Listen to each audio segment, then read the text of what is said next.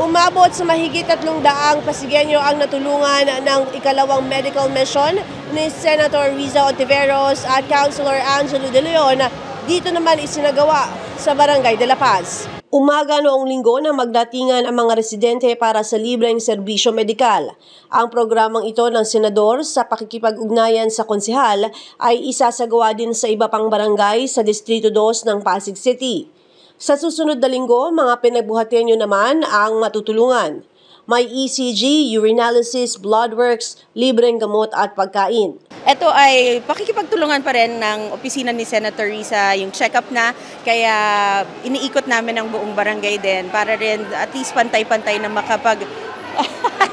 pantay-pantay rin na makatanggap ang mga bawat barangay ng libreng check-up na to. Normally, ang ginagawa rin namin, of course, nakikipagtulungan kami sa bawat barangay officials. Minsan nagpapa-pre-register kami. Base lang yun sa datos na kaya rin ang gagawin ng mga team ni Senator Riza. So we need that data. So if not naman, we also encourage walk-ins based na doon sa pag na at least kalahati na yung aming list. Nabatid na noong Sabado ay nagkaroon ng relief goods distribution sa SPS at Foundation of St. Joseph sa Barangay Rosario.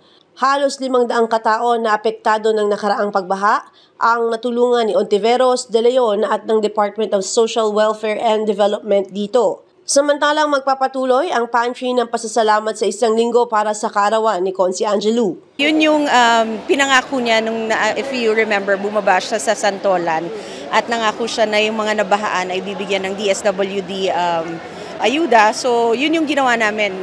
Pero imbes na sa Santolan namin ginawa, based dun sa data namin, yung Barangay Rosario ang hindi pa rin nakakatanggap. So doon namin binaba yung tulong ni Senator Riza. Sapagkat din naman nakapagbigay na sa Barangay Santolan ng LGU at kompleto naman yon.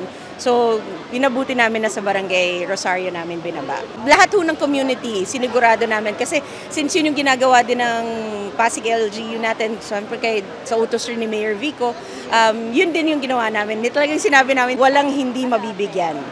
We'll definitely check based dun sa data namin kasi kung meron namang hindi pa rin nabibigyan, then we'll coordinate with our DSWD, CSWDO at saka kay Senator Riza. Yes, yung birthday pantry at least hanggang end of August kasi yun na rin yung nakagawian ko. It's a small thing, a big gesture, but a small thing on my part kasi nga talagang pasasalamat lang siya.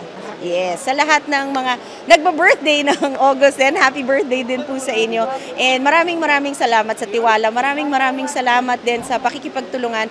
And as always, hihilingin ko, pagdasal niyo po ang ating gobyerno, pagdasal niyo po ang ating Pasig City at lahat ho ng namumuno kahit hanggang sa barangay at sa tanod. Pagbati at pasasalamat ang ipinarating ni De La Paz Chairman Acaw Romualdez dahil malaking tulong daw ito sa kanyang mga kabarangay. Ganon din ang sinabi ng ilang senior citizen residents. Bawas gastos umano ito para sa kanila. Maganda po ito, no? Itong medical mission po nito ay kakaiba, no? Ito ay may ECG, may urinalysis, may blood chem. Of course, nandyan din yung mga may doktor at saka libreng gamot. Urinalysis po at saka yung blood chem. Saka meron pang Doppler sa mga buntis. Yun po hindi nakikita sa mga karaniwan na medical mission po. Sabi ko nga kanina sa aking speech na tinan nyo naman yung ECG, talagang mahaba ang pila, mabenta. So talagang malaki matitipid ng aking mga kabarangay sa libreng serbisyo po na ito. Unang-una, nagpapasalamat ako kay Senator Riza Ontiveros, kay Konsehal Angelo De Leon sa pagbaba ng programang ito sa aking mga kabarangay. At sa aking mga kabarangay, sana po pag may ganitong mga pagkakataon, talagang sulitin po natin ang binibigyan na libreng serbisyo po sa atin.